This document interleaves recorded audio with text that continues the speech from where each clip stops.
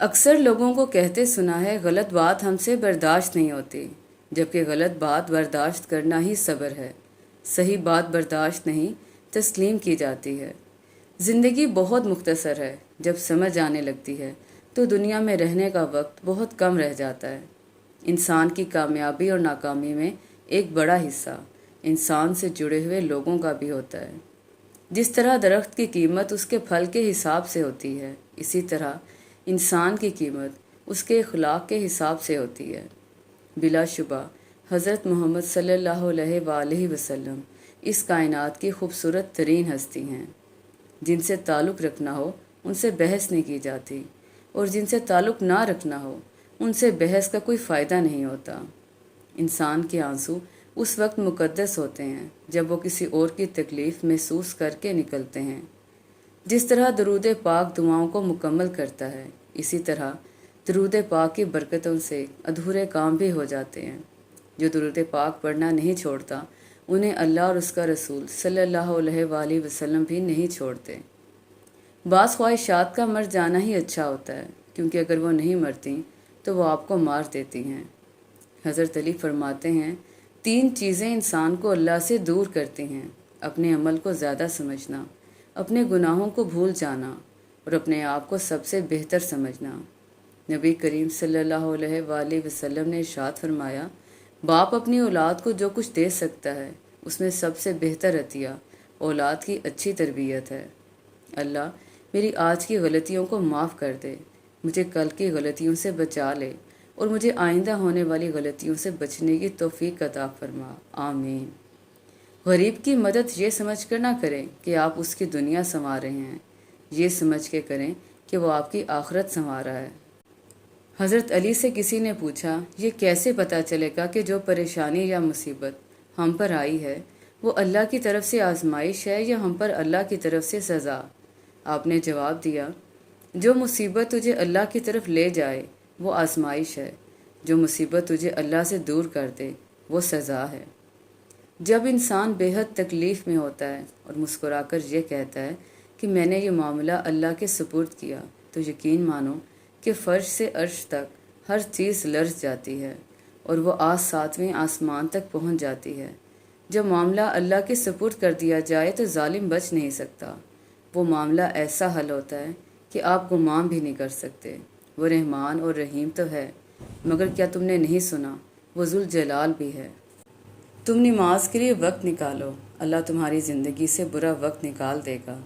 خدا نماز قائم کرنے کی توفیق دے، آمین۔ ہم سفر اگر بلا وجہ ناراض ہونے لگ جائے تو سمجھ جائیں کہ وہ اداس ہے، اسے آپ کی محبت کی ضرورت ہے۔ لڑنے کی بجائے پیار اور مذاق کر کے منانا سمجھداری کی نشانی ہے۔ ایک اچھا مرد پوری دنیا فتح کرنے کے بعد بھی اپنی ایک من پسند عورت کے آگے سر جھکا دیتا ہے اور اسے کھونے سے بہت ڈرتا ہے۔ جھکی ہوئی گردن سے موبائل میں اجنبی لوگوں سے رشتے جڑ سکتے ہیں، تو حقیقی رشتوں کو بچانے کے لیے گردن جھکا لینے میں کیا قباحت ہے۔ دل میں کھوٹ ہو تو دعا، عطا اور محبت تینوں رستہ بدل لیتی ہیں۔ جب بندہ مخلص ہو تو عزت اللہ پاک دیتا ہے۔ اگر معاملہ حقائق کو پیش نگاہ رکھتے ہوئے حقیقت سے سبق سیکھنے کا ہو تو نصیب والے چونٹی سے بھی سبق سیکھ لیتے ہیں، اور اگر نصیب میں نہ ہو تو کائنات کی تمام کتابیں ردی کے ڈھیر سے زیادہ کچھ بھی نہیں۔ ہٹلر نے کہا، جنگ محبت سے بہتر ہے، کیونکہ جنگ کے آخر میں تم زندہ رہتے ہو یا مر جاتے ہو، لیکن محبت کے آخر میں تم نہ تو مرتے ہو اور نہ جیتے ہو۔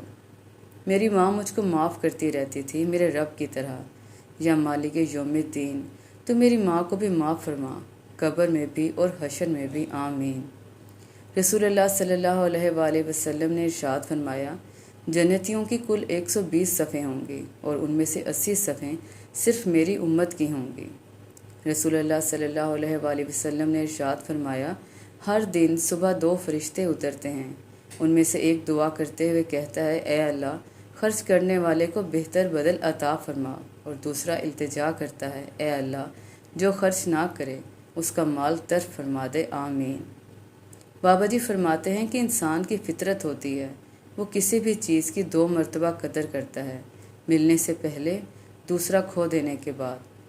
فرمان نبی صلی اللہ علیہ وآلہ وسلم، تمہارا اپنے مسلمان بھائی کے دل میں خوشی داخل کرنا مغفرت کو واجب کرنے والے اعمال میں سے ہے۔ زمانے کا شکوہ نہ کرو بلکہ خود کو بدلو، کیونکہ پاؤں کو گندگی سے بچانے کا طریقہ جوتا پہننا ہے، نہ کہ سارے شہر میں قالین بچھانا۔ نیکی کبھی مرتی نہیں ہے، اس کا بیج بویا جاتا ہے، پھر یہ بیج پھلتا پھولتا ہے، قد آور درخت بن جاتا ہے، جس کی چھاؤں کا سکھ آنے والی نسلیں لیتی ہیں۔ اور ویسے بھی اللہ کی مخلوق کو آپ آسانی دے رہے ہیں تو ہو ہی نہیں سکتا کہ اللہ تعالیٰ آپ کو سوچ فکر، رزق عمل اور علم میں آسودگی عطا نہ کریں۔ کسی کی بیٹی کو زندگی خراب کرنا ایک قرض ہے جو ایک نہ ایک دن آپ کی بیٹی کو اپنی زندگی سے ادا کرنا پڑتا ہے۔ سگے رشتہ داروں کی ایک نشانی یہ بھی ہے کہ وہ آپ کو دعاؤں میں کبھی بھی نہیں بلکہ اپنی چگلیوں میں ہمیشہ یاد رکھتے ہیں۔ اور پھر ایک وقت ایسا بھی آتا ہے جب آپ کو لگتا ہے کہ آپ اکیلے ہی ٹھیک ہیں، کوئی ضد نہیں رہتی، کوئی خواہش نہیں رہتی، کسی کا ساتھ نہیں چاہیے ہوتا، پھر بس سب نصیب پر چھوڑ کر جینے لگتے ہیں۔ یقین تو سمندر میں بھی راستہ بنا دیتا ہے، یقین تو سلگتی ہوئی آگ کو بھی ٹھنڈا کر دیتا ہے۔ تم تو اپنے رب سے اتنے مایوس کیوں ہو؟ یقین معجزوں کا بہت خاص حصہ ہے، اور وہ آخر میں تمہارا یقین کیسے تھام لے گا، تم اس کا تصور بھی نہیں کر سکتے۔